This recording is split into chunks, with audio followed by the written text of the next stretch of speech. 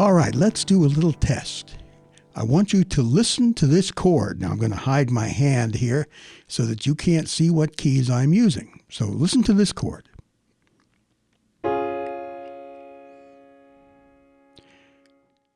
Can you tell if that's a major or a minor chord?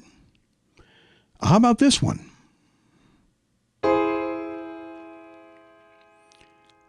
Is that chord augmented, diminished, major, minor?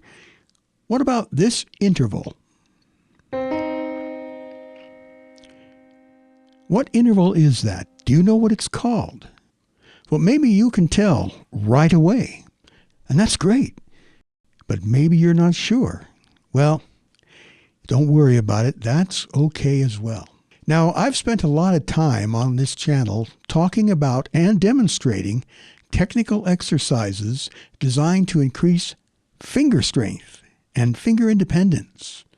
In fact, the most popular video on this channel by far is one where I demonstrate finger exercises that can be done away from the piano. No piano necessary. Now, of course, it's even better if you can actually practice on a piano or like this on a keyboard with weighted keys. You've probably figured out by now that finger exercises are very important if you want to become a fairly competent keyboardist. And I will continue to share those type of exercises on the channel. But in addition to training your fingers, I want to make sure that I help you train your ears as well.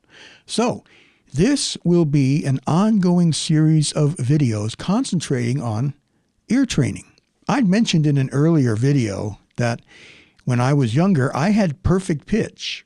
And so ear training, in some respects, was not much of a challenge for me. But, and I probably should have emphasized this in the video where I talked about perfect pitch, I still learned some valuable concepts in ear training. I didn't always leave the class. I may have exaggerated that a little bit, but there were some valuable concepts I learned through ear training that helped me become a more proficient musician. And so I'll be sharing those with you. Now, of course, I realize that most folks who want to play piano, this could be you, you don't necessarily have perfect pitch. That's okay. You may have something close to it and not realize it because you've never undergone any type of ear training. You may also not realize that you can develop what some people would call a good ear for music. You know, a lot of folks say, oh, you got an ear for music. That's a real gift. Well, if you really want to learn how to play and you want to learn about music, you can develop that good ear. So ear training is crucial for any musician. It doesn't matter what instrument you play. It doesn't matter if you're a singer. Maybe you're an instrumentalist who also wants to sing. Well, ear training can help you become a better instrumentalist and a better singer. It's crucial for musicians. First of all, ear training improves your pitch recognition. It helps you learn how to identify pitches, intervals, and chords. And that is essential for playing in tune and for harmonizing. Do you ever work with a singer who was really good at singing harmony? You can play them a melody and they can harmonize with that melody flawlessly. Well, they probably had some form of ear training, even if it was just trial and error. Another benefit of ear training is it gives you enhanced musical understanding. By training your ear, you gain a deeper understanding of music theory. A great deal of music theory has to do with listening and listening to how the different elements of music interact. And ear training makes it easier to compose, to arrange. For example, if you're a songwriter, and I know some of you out there want to be songwriters or are songwriters, ear training will help you write better songs. Ear training helps with improvisation skills. Strong ear training enables musicians, would enable you to improvise more effectively, to play runs and so forth. And you can recognize and respond to musical ideas on the spot. If you listen to jazz musicians, sometimes they'll quote a song in their improvisation. They remembered it by ear. Or they play off of something they heard a fellow musician in the band play when they were improvising. Another benefit of ear training is your aural memory becomes stronger. Ear training helps you remember melodies, remember harmonies, and it's very useful when it comes to learning new songs. After some time in ear training, you'll be able to learn songs faster, you'll be able to write down chord progressions and so on. Ear training gives you confidence in performance. Musicians who are confident in their ear training can perform, they can collaborate more freely, and they can trust their listening skills. Another benefit of ear training is it helps you communicate better as a musician. Musicians with strong ear training can better communicate their musical ideas with others. So you might be in a band and you want to explain to them how you want something to sound or what chords you want them to use. You'll be able to better explain that after you've undergone some ear training. So remember, just like training your fingers, ear training also takes practice. How are we going to practice ear training? And this goes for finger training as well. Well, here's how you practice ear training. Practicing frequently is always better than practicing for a long time. In other words, increase practice frequency, not duration. So think about it. Who would improve faster? Somebody who practices once a week for 4 hours, wears themselves out, or somebody who practices every day for 10 to 20 minutes. Well, I would say that that second musician will improve more quickly, even though the first one actually spends twice as much time practicing. Well, why is that? Well, after you've spent time practicing something, whether it be finger exercises or ear training exercises, your brain continues to work on it. In a sense, it's making new neural connections in the background, even while you're sleeping. And so for this reason, I recommend that you take these ear training exercises that we're going to be going through in the next series of videos and find some that you really like and do them every day for a set amount of time.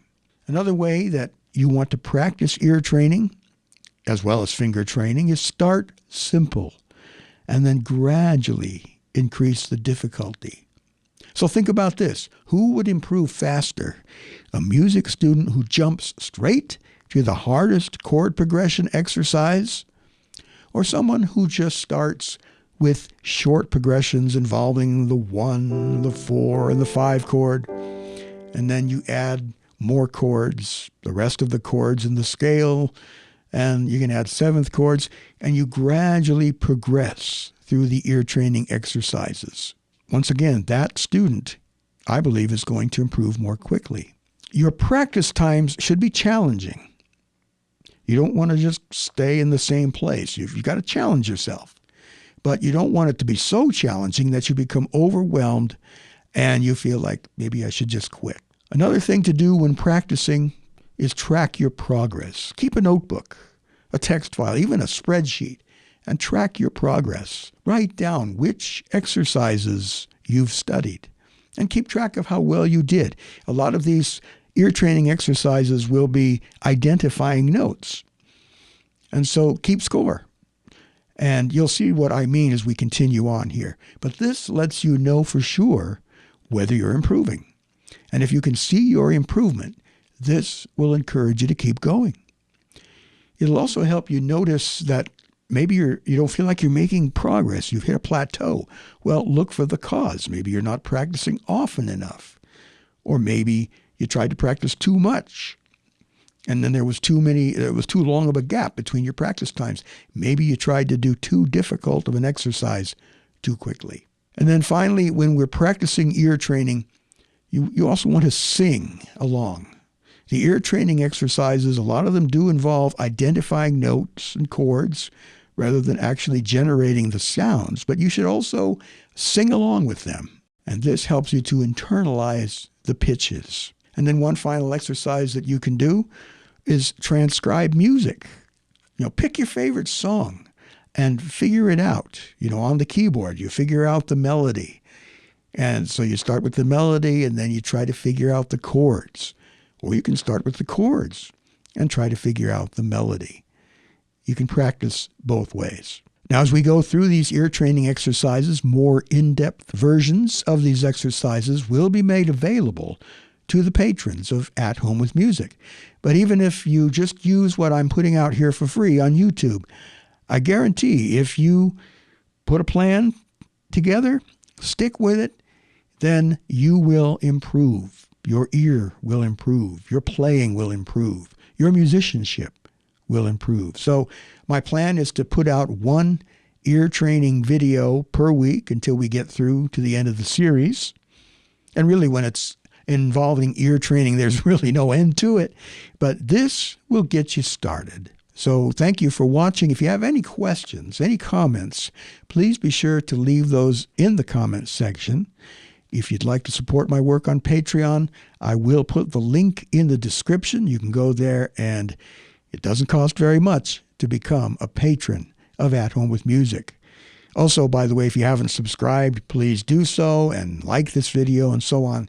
That helps YouTube to send this out to other people who may also be interested in improving as a musician. So thanks again, and I look forward to speaking to you in the next one.